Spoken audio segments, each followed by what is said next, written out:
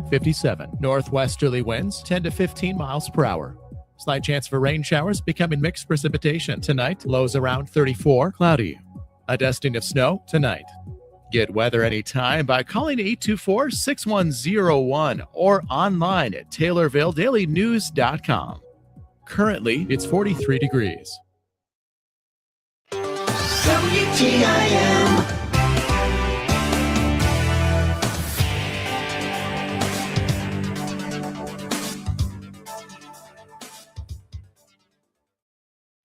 You're listening to WTIM, your information station. Time now for your expanded local news. I'm Reed Kamai. The Taylorville City Council is set to meet this evening at 7 to review ordinances, hear from the public, and discuss committee points at the first regular City Council meeting of April. The City Council will also recognize the Girls Wrestling Club state qualifiers. Motions to acquire landscaping equipment and other resources for the city, as well as bids for concrete, gutter, sidewalk, and fuel costs are set to be discussed also. Under ordinances, the council will meet to discuss and potentially approve amending various sections of the city code, such as adding certain outdoor billboards or signs on private property for special use in an I-1 and I-2 zoning district near the Taylorville Commercial and Industrial Park. City Council will also be potentially approving and authorizing the execution of a Business Development District 1 redevelopment agreement by and between the City of Taylorville and B&A Properties, LLC. There will be the potential of the approval and authorization of an annexation agreement annexing certain territory to the City of Taylorville. A motion to amend the bill amounts approved in the March 16th meeting, considering the corrected amount to be approved, is now $524,657.66 will also be made. The amendment comes into play due to an amount of $179,654.46 in bank drafts not being listed on the originally approved total. Under committee reports, the council will look to approve a motion to recommend that the city council donate $1,000 a year to the Christian County Crime Stoppers. A motion to recommend the city council to direct the city clerk to prepare a joint resolution with Christian County for the Paper Mill Branch Infrastructure Project is in the agenda. There will also be a motion to recommend to the City Council to approve the purchase of a 2023 Ford F-750 bucket truck, along with 2 single-axle trucks, a pickup truck, and Bobcat to be financed through the bank offering the lowest interest rate, in an amount not to exceed $750,000, and to waive all statutory bidding requirements. There will be a motion to recommend that City Council approve certain bids for concrete, sidewalks, guttering, curbs, and fuel. The council will hear from the city attorney, Taylorville Mayor Bruce Berry, the city treasurer, and any potential comments from the public. Stay tuned following the conclusion of the meeting for all the latest. Taylorville Alderwoman Amy Hagan says she has been hard at work attempting to get funds to guarantee Taylorville a 4th of July fireworks show this year. Donations have been coming in bit by bit. One donation in particular may have brought the city even closer to keeping the Taylorville fireworks from needing to be missed for 2026, but also is meant to be a means of inspiration for the community to continue to pitch in. A Christian County-based sanitation company known as Cleeton are the generous donors of a healthy amount towards the budget.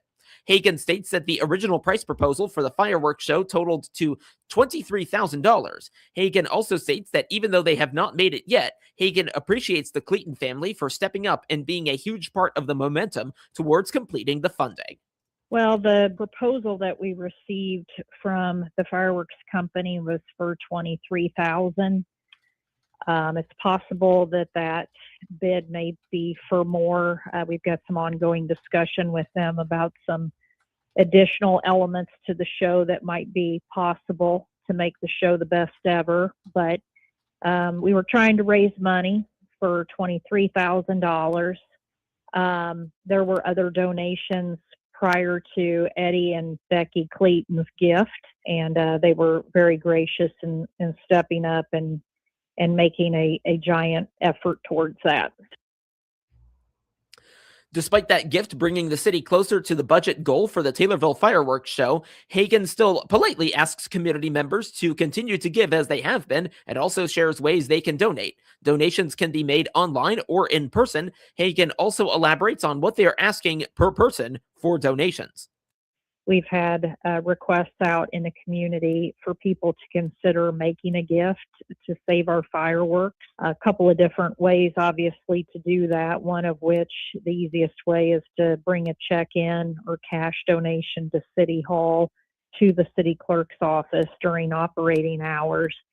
But as far as the donations that had been received up to this point prior to Eddie and Becky's gift, I would say they would number close to, just rough numbers around a dozen or so donations. And they varied from, $5 to $250. The original ask was that we would have 100 people in the community step forward with $250 apiece. Trying to raise $25,000 for the 250th anniversary of this great country of ours. Either 100 people giving $250 or 250 people giving $100. That was the original appeal. Hagan gives thanks to the Taylorville Optimists Club for their involvement in the fireworks show as well. Hagan also explains that the budget for each year when it comes to fireworks is never the same number twice, and that the budget has to be built back up from zero at the beginning of each new year. Every year, the fundraising, and we just owe such a debt of gratitude to the Taylorville Optimist Club that has essentially single-handedly made sure that we had fireworks in this community over the years. You can look back over the history and see just how involved they've been. And the thing about it is it's always reset. The budget, the funding has always reset with each calendar year. We start at zero and have to reach this major milestone. And, now that the city has a fund earmarked in which donations can be received. They are 100% tax deductible if the checks are made payable to the city of Taylorville. And as long as those funds are notated as to be used for the fireworks budget, that's where those funds will remain. Hagan made a statement to the community members with words on behalf of Clayton Sanitation Services, as well as a reminder that anyone can donate. For the city of Taylorville, anything given for the fireworks is highly appreciated, and every donation helps, big or small. I just wanted to say that yesterday I was able to be present when Eddie and Becky and their granddaughter, Becky, namesake, humbly presented the check to Mayor Berry's office for Red, White, and Boom fireworks display at Lake Taylorville. And Eddie and Becky were honored with the title to be the presenting sponsor. They are grateful to the support of our community in contributing to the success of their business over the years, which we know is Clayton Sanitation. But they want it known in the community that their donation is to encourage others to take part with their own level of generosity. And that can come in the form of a child contributing their allowance to an employee giving an hour's wages. But everyone has the capability to give something to support the things that we value in our community. And as a community, we have a very long history of valuing July 4th fireworks at Lake Taylorville. So I just want to remind everybody that donations can still be accepted at City Hall, the city clerk's office during business hours, which is between 8 and 4:30. Or there's also an ePay link on the City of Taylorville webpage. All you need to do is notate that this money is for the fireworks. And just want everyone to know that because of Eddie and Becky Clayton and their incredible generosity, the skies over Lake Taylorville will be lit up this July 4th, the semi-quincentennial of our nation. Thank you. And that again was Taylorville Alderwoman Amy Hagan. And now a word from Taylorville Community Credit Union. Hi, this is Will Perkins with Taylorville Community Credit Union. 2026 is an exciting year at TCCU. We are building a new home office, upgrading our mobile app, and preparing to offer mobile check deposit, all to better serve our members. 2026 also marks our 70th anniversary. For 70 years, TCCU has been your local source for low loan rates, great deposit rates, and an organization proud to serve our local communities. Visit any of our convenient locations in Taylorville, Hillsborough, Litchfield, or Painter. You can also visit us online at tccu.org, member NCUA. Veterans may soon see a lower price when registering a vehicle. It's through State Representative Mike Coffey's House Bill 4232, which passed the House. The bill passed with heavy bipartisan support and is now set to move to the next step in the road to becoming law.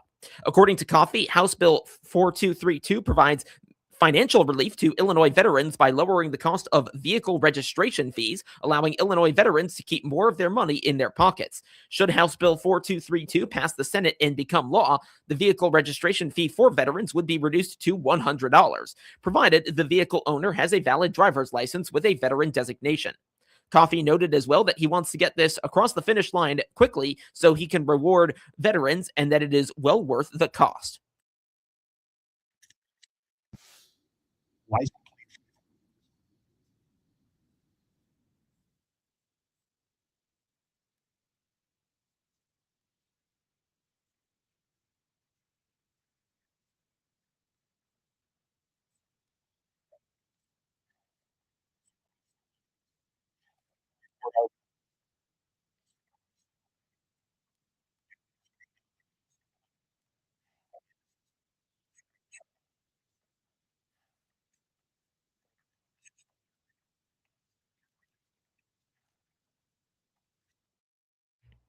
To read the full text of House Bill 4232, find this story on our website, TaylorvilleDailyNews.com.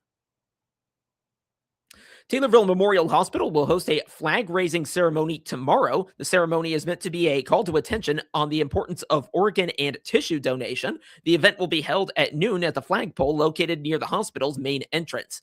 Gift of Hope Organ and Tissue Donor Network, which serves Illinois and Northwest Indiana, states that nearly 5,000 Illinoisans are currently waiting for an organ transplant.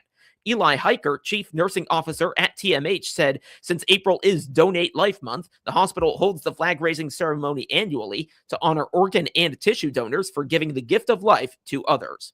Officials from Memorial Health, Saving Sight, and Gift of Hope will be at the ceremony to give remarks during the flag raising. The public is welcome to attend this event as well. For those who would like to register as a new donor, there will be staff members in the hospital lobby to help you do so.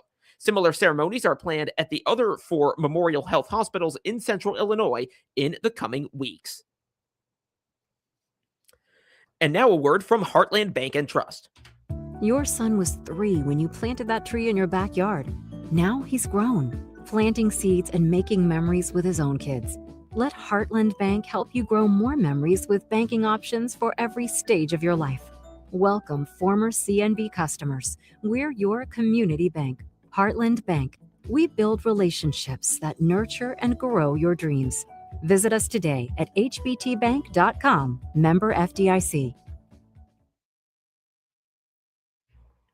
Lincoln Land Community College invites early childhood education students, teachers, alumni, and community members to a motivational professional development event tomorrow from 6 to 7 in the Trotter Center on the LLCC campus. The event, the 4 R's, refreshing, reclaiming, recharging, and renewing, will feature recognized motivational speaker, organizational development consultant, and leadership coach Ty Howard, who will present on cultivating mental health and well-being through the power of the 4 R's, reconnecting educators to their purpose and passion. With more than 26 years of experience, Ty Howard has inspired educators, administrators, youth development professionals, students, and community organizations across the country. Known for his humorous and practical approach, Howard empowers his audience to grow personally and professionally. Register for the event at llcc.edu/ECE-speaker. The event is sponsored by the LLCC Early Childhood Education, or ECE, program. And that, by the way, is taking place at the Springfield campus at 5250 Shepherd Road. Acquiring a degree from a community college or university is always a good way to transition from your high school career into the beginning of your future, especially if you can get into a college through a sports scholarship. For some, however, it may be hard to determine what school you want to attend for your collegiate years of life. High school senior Max Greamy, on the other hand, knows exactly where he wants to go and why. Greamy recently made a big decision to commit to Heartland Community College on a baseball scholarship. His commitment to Heartland was signed and celebrated in front of several friends, family members, and peers. As far as why he chose a junior college, Greamy states that this choice fits what's best for him and his family. More importantly, he likes the coaches, the town, and its community members. I knew out of my recruitment, I wanted to go to a junior college. I knew that would be best for me and my family. And kind of going through the process was pretty long. Started in October of my junior year and ended the summer before my senior year. And I knew what I wanted. I really liked the coaches at Heartland. I liked the town. I like all the people there. I think it's just a really good fit for me to get to the next level. Greamy also states that baseball has been one of his passions for most of his life and that he loves working on it every single day. I mean, it's just a game that I've loved my whole life. I really just enjoy the ins and outs of it, all the small details of it. And I just fall in love with working on it every single day. Greamy says he is excited to start his first semester at Heartland Community College. Congratulations and best wishes at Heartland Community College and, of course, in the rest of the Taylorville baseball season. Now to obituaries, which can be found at TaylorvilleDailyNews.com. 93-year-old James Dwayne Pickett of Taylorville died March 28th. Interment will be at Camp Butler National Cemetery. Cremation rights have been accorded, and services will take place at a later date. 68-year-old Rebecca Joan Caraher of Taylorville died last Tuesday. Visitation is today from 10 till 11 at McClure Funeral Home in Taylorville. The funeral service will immediately follow. Arrangements are being handled by McClure Funeral Home and cremation services in Taylorville. 103-year-old Geraldine V. Beatty of Stonington died March 27th. Visitation is tomorrow from 10 till 11 at Holy Trinity Catholic Church in Stonington. The funeral service will immediately follow. Burial will be at Old Stonington Cemetery. Arrangements are being handled by McClure Funeral Home in Taylorville. 73-year-old David D. Black of Taylorville died on Tuesday. Visitation is Wednesday from noon till 1 at Sutton Memorial Home in Taylorville. A memorial service will immediately follow. Burial will be at Harper's Ferry Cemetery. Arrangements are being handled by Sutton Memorial Home in Taylorville. 84-year-old Robert Smith of Taylorville died last Tuesday. Visitation is Thursday from 2 till 4 at Sutton Memorial Home in Taylorville. A celebration of life will immediately follow. And that is happening, by the way, at Evangelical Free Church in Taylorville. Interment will be at a later date. Cremation rights have been accorded. Arrangements are being handled by Sutton Memorial Home in Taylorville. And 94-year-old Doris Long of Greenville, formerly of Sorrento, died February 18th. Visitation is April 18 from 11 till noon at Donald Wygand Funeral Home in Greenville. A celebration of life will immediately follow. Interment will be at Brown Cemetery. Funeral arrangements are being handled by Donald Wygand Funeral Home in Greenville.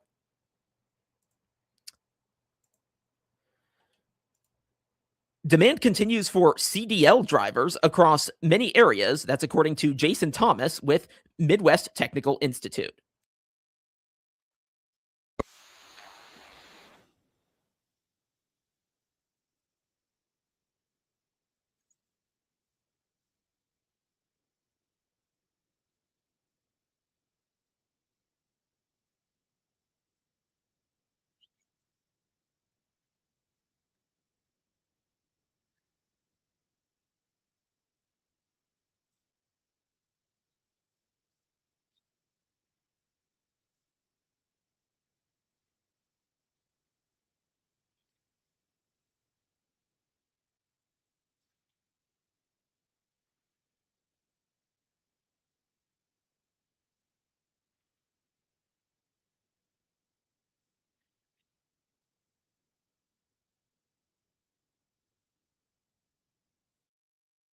Midwest Technical Institute had a presence at the Midwest Truck and Trailer Show in Peoria earlier this year. Get local news anytime at TaylorvilleDailyNews.com and every hour as well, right here on